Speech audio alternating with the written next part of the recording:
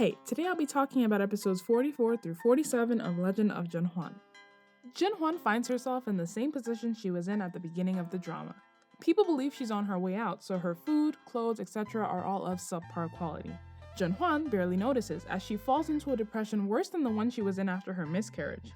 She becomes very sick, but the guards are following their strict house arrest orders and aren't willing to let a doctor in. Finally, it gets so bad that she loses consciousness. Back in episode 5, when ZhenHuan lost most of her servants, she was left with a skeleton crew of only the most loyal. She treats them well and has plans for all of them. Huanbi and Liuju are especially close to her because they grew up with her. She brought them with her when she was selected as a concubine. With her being unconscious and the guards not heeding their cries, the servants are terrified that she will actually die. So Liuju, desperate and out of options, purposely gets herself killed.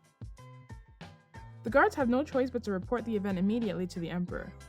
He's pissed that they didn't let a doctor in, and they're like, but you said no one in or out. When you know your guards have to follow your orders to the letter or die, you've gotta give better instructions. Dr. Wen is allowed in to see her, and he finds out that she is 1 month pregnant. Can you tell how happy she is? She writes a letter to the emperor asking for permission to have the empress take care of her over the course of her pregnancy. We see why later as the Empress Dowager gives the Empress a stern talking to and tells her that if anything happens to ZhenHuan's baby, there will be hell to pay. She's obviously tired of all these not-so-accidental miscarriages. Over the next few weeks, the servants try to distract ZhenHuan whenever she asks about Liuju, but eventually they're left with no choice but to tell her.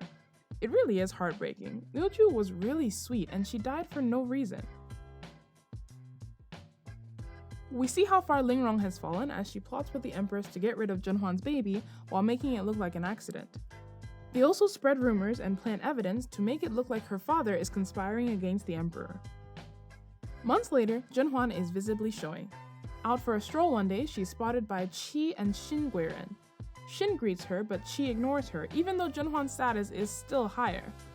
ZhenHuan is pregnant, but the general sentiment is that she will never get back into the Emperor's good graces. The scheming in the court comes to a head, and the Empress and Lingrong's planted evidence works. ZhenHuan's father is imprisoned. According to palace rules, ZhenHuan's mother can come visit her once she's 8 months pregnant. The date is quickly approaching, but everyone is avoiding telling her the truth about her family and trying to figure out how to stall the meeting. On the opposite side, Lingrong and the Empress are still hoping to cause a miscarriage, and they send a servant to accidentally spill the news.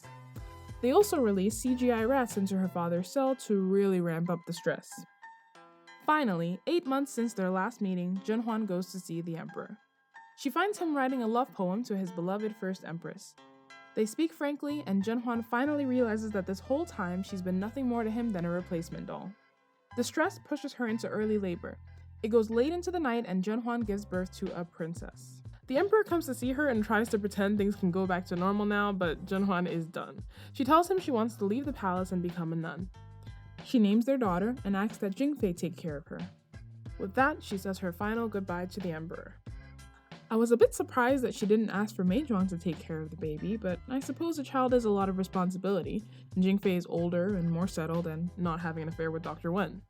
Jingfei promises to take good care of the baby and she says goodbye. Jingxi and Huanbi decide to follow ZhenHuan to the nunnery, and Meizhuang and Dr. Wen see them off. ZhenHuan and her maids arrive at the monastery and are greeted by the nuns and given a place to stay. Having just given birth 7 days ago, and since she's never been very strong, she almost immediately falls ill. As Jingxi goes around asking for help, we find that the nuns are not as welcoming as one would think and kind of look down on her for being a worldly woman, in other words, sleeping with the emperor.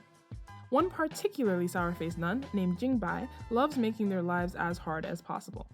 With ZhenHuan and Huafei gone, the Empress finally has the sniveling harem of kiss-asses she's always wanted. She still isn't ready for any more babies though, and makes sure there won't be any unpleasant surprises by forcing the girls to drink contraceptives or putting them in their jewelry or food without their knowledge. Meizhuang sends Dr. Wen to check on ZhenHuan. Oh, I don't know if I've mentioned this before, but Dr. Wen is in love with ZhenHuan. Now that she has left the palace, his hopes for them being more than friends seem to have been rekindled. Good luck with that. ZhenHuan settles into her new life and slowly gets used to the hard work. One day, she's cleaning floors and her old friend Guo Wang shows up. They meet in private and he gives her a present, a drawing he did of Jingfei, Meizhuang, and her baby, Longyue, who is now a year old. He says he'll come by to visit whenever he can and deliver any clothes she makes for Longyue as well. You really couldn't ask for a better friend. Never one to take a win gracefully, the Empress arranges to have the harem pray in the temple where ZhenHuan lives. Luckily, she sees them coming and is able to hide just in time. From behind a pillar, she's able to catch a glance of Meizhuang. But then she spots her and makes a scene, stepping on her hand, forcing her to scream out loud and drawing everyone's attention. They all take turns gloating, even Lingrong. Meizhuang, of course, sticks up for her. She's punished to kneel for her insolence, but at least they get a moment alone together. When Meizhuang realizes how tough life is for her here, she begins pouring all her effort into begging the Empress Dowager to help ZhenHuan. The Empress Dowager usually stays out at these kinds of matters, but how can you say no to this face? ZhenHuan really struck gold with Guowang and Meizhuang. They are just so good. Guowang makes good on his promise and continues to visit ZhenHuan. She gives him the clothes she makes for Longyue, he catches her up on palace shenanigans, and they just generally chat about life. One day, when ZhenHuan returns home, she finds the Empress Dowager's maid waiting for her. She gives ZhenHuan some medicine, but the real point of coming is to say, very loudly, that she better be getting treated well or there will be hell to pay. She promises to visit once a month under the pretense of picking up some things for the Empress Dowager. So, just like that, ZhenHuan has left the palace. Honestly, could be worse. She's really lucky that so many people are looking out for her, and though she can't be with her daughter, she knows that she's being taken care of, so what more can you ask for? I also really like the angle they took with the nuns in the monastery. It would be easy to say that people of God would be welcoming, but it seems more believable to me that they would look down on her becoming a nun because she was slighted by the emperor, in contrast to their more holy intentions. In any case, as long as she keeps her head down, this really does seem like an okay life. No longer have to spend hours doing your hair and makeup. I mean, it's kind of boring, but okay. Although the palace without Huafei or ZhenHuan seems just as boring. I imagine the Empress waking up like, alright, today oh wait, right, there's no one left. Guess I'll just, look at the flowers.